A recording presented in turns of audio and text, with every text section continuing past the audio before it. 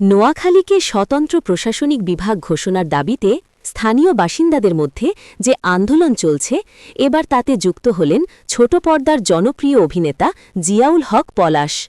নোয়াখালীর সোনাইমুড়ি উপজেলার কালিকাপুর গ্রামের বাসিন্দা হিসেবে কাবিলা খ্যাত এই অভিনেতা নোয়াখালীকে বিভাগ হিসেবে ঘোষণার দাবি জানিয়েছেন। বুধবার ৮ অক্টোবর রাতে নিজের ভেরিফাইড ফেসবুক পেজে একটি পোস্টের মাধ্যমে অভিনেতা পলাশ এই দাবি উত্থাপন করেন। তিনি লিখেছেন, নোয়াখালী বিভাগ চাই, লাউড অ্যান্ড ক্লিয়ার। পোস্টটি দ্রুত সামাজিক মাধ্যমে ছড়িয়ে পড়ে এবং ব্যাপক সাড়া ফেলে। এখন পর্যন্ত বৃহস্পতিবার ৯ অক্টোবর পর্যন্ত পোস্টটি ১৫০০-এর বেশি বার শেয়ার হয়েছে এবং ১১,৫০০ কমেন্ট ও ৭০,০০০ লাইক পেয়েছে। গত কিছুদিন ধরে নোয়াখালী জেলার বিভিন্ন উপজেলায় নোয়াখালীকে বিভাগ ঘোষণার দাবিতে বিক্ষোভ সমাবেশ এবং সড়ক অবরোধের মতো কর্মসূচি পালন করছেন স্থানীয় বাসিন্দারা। অভিনেতার এই পোস্ট সেই চলমান দাবির প্রতি সমর্থন যোগ করল।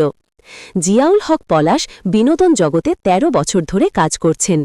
তিনি সহকারী হিসেবে কাজ শুরু করলেও বর্তমানে অভিনয় এবং পরিচালনা উভয় মাধ্যমেই সক্রিয়। একক ও ধারাবাহিক মিলিয়ে প্রায় ৮০টির মতো নাটকে অভিনয় করেছেন এবং ওটিটি প্ল্যাটফর্মেও কাজ করেছেন।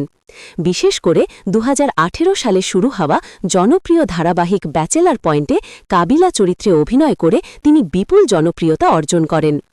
বর্তমানে ধারাবাহিকটির ৫ম সিজন প্রচারিত হচ্ছে।